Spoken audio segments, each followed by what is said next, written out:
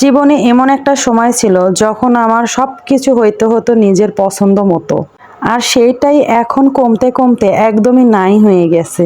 আর এটা আরো বেশি হয়েছে হচ্ছে খাবার দাবারের ক্ষেত্রে। আগে নিজের যেটা পছন্দ ছিল সেটাই রান্না করতাম বা খাইতাম, আর এখন বাচ্চাদের পছন্দই হচ্ছে মেইন। আসসালামু আলাইকুম সবাইকে। বলেন তো দেখি এটা কি? খুব চেষ্টা করতেছেন তাই না, কিন্তু মনে করতে পারতেছেন না আসলে এটা কিসের রেসিপি।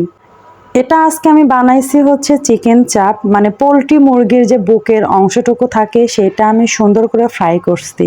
আর এটা হচ্ছে আজকের টিফিন আমার বাচ্চাদের। আর এটা কেমন করে বানাইলাম সেটাই চলেন দেখি। এখানে আমি কিছু হাড় ছাড়া চিকেন নিয়ে নিয়েছি এবং ইচ্ছা মতো খানিক থেতো করে নিয়েছি আমি চিকেনগুলো। দেখেন, সেটা দেখতেই পাচ্ছেন আপনারা। এমনকি সুন্দর করে পাতলাও হয়ে গেছে থেতো করে নেওয়ার কারণে। আর এখানে এখন আমি মশলা দিয়ে একটু মাখিয়ে রাখবো, মানে যেমন মরিচ গুঁড়া, হলুদের গুঁড়া, চিলি ফ্লেক্স, তারপরে গুঁড়া মশলা, তারপরে দিয়ে দিলাম একটু জিরার গুঁড়া, আর স্বাদ মতো হালকা একটু লবণ দিয়ে দিলাম, তারপরে দিয়ে দিলাম কর্নফ্লাওয়ার আর হালকা একটু ময়দা। এখন আমি এটা সুন্দর করে মাখিয়ে নেব হাত দিয়ে। হালকা একটু যদি পানি অ্যাড করার দরকার হয় তাহলে করে নেবেন, কারণ না করলে আবার শুকনো শুকনো হয়ে যায়। কিছুক্ষণ মাখানোর পরে দেখবেন যে চিকেন থেকে অটোমেটিক্যালি একটু একটু পানি বের হয়ে যাচ্ছে। তারপরেও আমি একটু পানি দিয়ে দিলাম। আর এখন আমি সুন্দর করে এটা মথে মথে মাখিয়ে নেব। পোলট্রির ছাকা মাংস কিন্তু কোনো বাচ্চাই খাইতে চায় না, কারণ আঁশগুলা বেশ লম্বা লম্বা হয়, বাচ্চাদের দাঁতে ঢুকে যায়। তবে এমন ভাবে যদি ফ্রাই করে দেওয়া যায় তবে বাচ্চারা অনায়াসে খেয়ে ফেলে। আর তারপরে দিয়ে দিচ্ছি একটু আদা রসুন বাটা। তারপরে এটা আমি সুন্দর করে মাখিয়ে নেওয়ার পরে 1 ঘন্টার জন্য রেস্টে রেখে দেব। তারপরে চলে আসলাম রান্নাঘর এবং ফ্রাই প্যানে হালকা কিছু তেল দিয়ে দিলাম। এটা ডুবো তেলে ভাজাও যায়, আবার হালকা তেলে ভাজলেও চলে।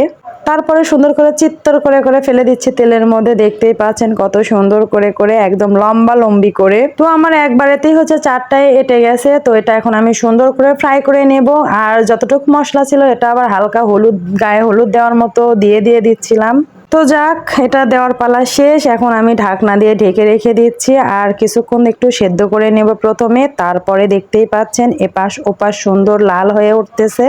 ঢাকনাটা সরিয়ে নেওয়ার পরে এখন আমি খুন্তি দিয়ে একটু হালকা করে নেড়ে চেড়ে দিচ্ছিলাম, আর ফটস ফটস করে ফুটতেছিল। আর যখন তেলটা ছিটে ওঠে তখন বিশ্বাস করেন যা ভয় লাগে। তেল ছিটা ওঠা যে কি প্রচন্ড ভয়ের সেটা একমাত্র বউয়েরাই ভালো জানে আর কি। কারণ যারা রান্নাঘরে বেশিক্ষণ থাকে তারা ধরেন এই সমস্যাগুলোর সম্মুখীন হয়। তো মাছ ভাজি করতে গেলেও এই তেল ঠাস ঠুস করে ফুটে ওঠে চোখ মুখ বিলে, ওটা অনেক রিস্কি হয়ে যায়। তো আমার এই তো এক পাশ হয়ে যাওয়ার পরে আমি সুন্দর করে উল্টা পাল্টায় দিচ্ছিলাম। আর দেখতেই পাচ্ছেন তেলগুলা কেমন ছিটে উঠতেছে বারবার।